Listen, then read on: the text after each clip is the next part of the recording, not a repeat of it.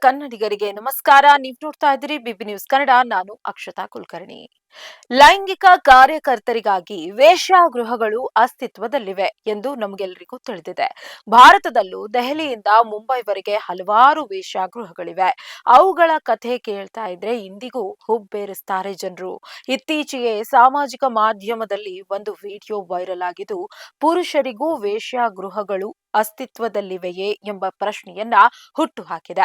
ಹೌದು, ವಿಡಿಯೋ ಬಹಿರಂಗವಾದ ತಕ್ಷಣ ಈ ವಿಷಯದ ಬಗ್ಗೆ ಬಿಸಿ ಚರ್ಚೆ ಭುಗಿಲೆದ್ದಿದ್ದು, ಕೆಲವರು ಇದನ್ನ ಚಲನಚಿತ್ರಗಳು ಮತ್ತು ವೆಬ್ ಸರಣಿಗಳಿಂದ ಬಂದ ಕಲ್ಪನೆ ಎಂದು ಕರೀತಿದ್ರೆ, ಮತ್ತೆ ಕೆಲವರು ಇದನ್ನ ಸಮಾಜದ ಗುಪ್ತ ಸತ್ಯವೆಂದು ಪರಿಗಣಿಸುತ್ತಿದ್ದಾರೆ.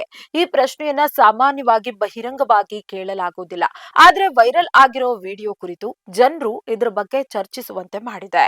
ಪಾಡ್ಕಾಸ್ಟ್ ನಲ್ಲಿ ಗೀತಾಂಜಲಿ ಬಬ್ಬರ್ ದೆಹಲಿಯಲ್ಲಿ ಪುರುಷರಿಗಾಗಿಯೇ ಯಾವುದೇ ಸಂಘಟಿತ ಕೋಠಾ ವ್ಯವಸ್ಥೆಯ ಬಗ್ಗೆ ತನಗೆ ತಿಳಿದಿಲ್ಲ ಎಂದು ಹೇಳಿದ್ದಾರೆ. ಅವರ ಪ್ರಕಾರ ಸಾಂಪ್ರದಾಯಿಕ ಕೆಂಪು ದೀಪ ಪ್ರದೇಶಗಳಲ್ಲಿ ಮಹಿಳೆಯರಿಗಾಗಿ ವೇಶ್ಯಾಗೃಹಗಳು ಅಸ್ತಿತ್ವದಲ್ಲಿವೆ, ಆದ್ರೆ ಪುರುಷರು ಅಥವಾ ಟ್ರಾನ್ಸ್ ಮಹಿಳೆಯರಿಗೆ ಈ ರೀತಿ ಇಲ್ಲ.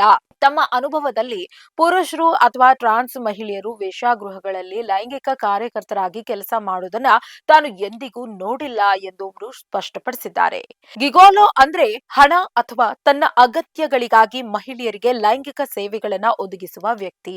ಈ ವ್ಯವಸ್ಥೆಯು ಸಾಮಾನ್ಯವಾಗಿ ವೇಶ್ಯಾಗೃಹಗಳಿಂದಲ್ಲ, ಬದಲಾಗಿ ವೈಯಕ್ತಿಕ ನೆಟ್ವರ್ಕ್ಗಳು, ಏಜೆನ್ಸಿಗಳು ಅಥವಾ ಆನ್ಲೈನ್ ಪ್ಲಾಟ್ಫಾರ್ಮ್ಗಳ ಮೂಲಕ ಕಾರ್ಯನಿರ್ವಹಿಸುತ್ತವೆ. ಅದಕ್ಕಾಗಿಯೇ ಗಿಗೋಲೋಗಳು ಸಾಂಪ್ರದಾಯಿಕ ಕೆಂಪು ದೀಪ ಪ್ರದೇಶಗಳೊಂದಿಗೆ ಸಂಬಂಧ ಹೊಂದಿಲ್ಲ. ಗಾಜಿಪುರ್, ಚರಂಡಿಯಂತಹ ಪ್ರದೇಶಗಳಲ್ಲಿ ರಾತ್ರಿ ವೇಳೆ ಟ್ರಾನ್ಸ್ ಮಹಿಳೆಯರನ್ನ ಕಾಣಬಹುದು, ಆದರೆ ವೇಶ್ಯಾಗೃಹಗಳಂತಹ ಸಂಘಟಿತ ರಚನೆ ಇಲ್ಲ ಎಂದು ಗೀತಾಂಜಲಿ ಬಬ್ಬರ್ ವಿವರಿಸಿದ್ದಾರೆ. ಅನೇಕ ಸ್ಥಳಗಳಲ್ಲಿ ಹುಡುಗರು ಪಿಂಪ್ಗಳಾಗಿ ವರ್ತಿಸ್ತಾರೆ. ಕುಟುಂಬದಲ್ಲಿ ಒಬ್ಬ ಹುಡುಗಿ ಇದ್ರೆ ಅವಳನ್ನ ಲೈಂಗಿಕ ಕೆಲಸಕ್ಕೆ ಒತ್ತಾಯಿಸಲಾಗುತ್ತೆ, ಆದ್ರೆ ಹುಡುಗ ಪಿಂಪ್ ಆಗ್ತಾನೆ. ಗೀತಾಂಜಲಿ ಬಬ್ಬರ್ ದೆಹಲಿಯ ಜಿಬಿ ರಸ್ತೆಯಲ್ಲಿ ಚಿರಪರಿಚಿತ ಹೆಸರು. ಇವರು ಲೈಂಗಿಕ ಕಾರ್ಯಕರ್ತರನ್ನ ಸಬಲೀಕರಣಗೊಳಿಸಲು ಮತ್ತು ಈ ಜೀವನದಿಂದ ಪಾರಾಗಲು ಸಹಾಯ ಮಾಡಲು ಕೆಲಸ ಮಾಡುವ ಲಾಭರಹಿತ ಸಂಸ್ಥೆ ಕಾಟ್ ಕಥಾದ ಸ್ಥಾಪಕಿ ಮತ್ತು ನಿರ್ದೇಶಕಿ.